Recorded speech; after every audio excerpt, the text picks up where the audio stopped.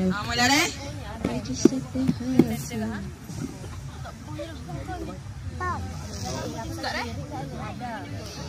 Marilah setmu pakai singgah kedai kepuan ya. Tentu tidak jemu kalau siapa memang tak kenyesal. Marilah setmu pakai singgah kedai kepuan ya. Tidak jemu kalau siapa memang tak kenyesal. Alkisah terhasil nama dari anak yang pertama, pembawa rezeki keluarga, Loni masyhur dan juga berjaya. Marilah setmu pakai singgah kedai kebun Alia. Tidak jemu kalau siapa memang tak kenyesal.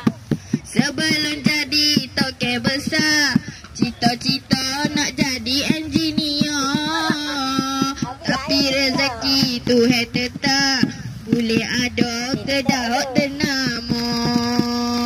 Marilah setmu pakai singgah kedai kebun Alia.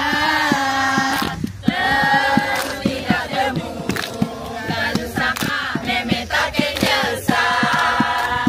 Loni dalam media sosial, dalam FB, TikTok ada belakang.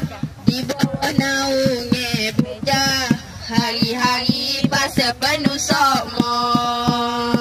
Marilah setmu pakai singgah kedai kebun Alia. Tidak jemu kalau siapa memang tak kenyesal. Di sebalik kejayaannya ada isteri sentiasa di samping. Walau susah senang bersama, asal mereka boleh berdamping.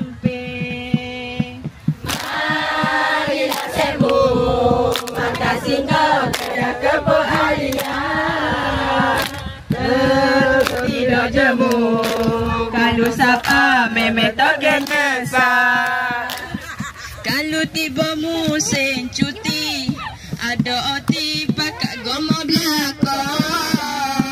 Botol rajin kupi rezeki, ada lebih boleh bonus sokma. Marilah setmu pakai singgah kedai kebun Alia. Tidak jemu kalau siapa memang tak kenyesal. Sebelum kami nak bersurah, harap boleh maaflah belakang. Takut ada salah.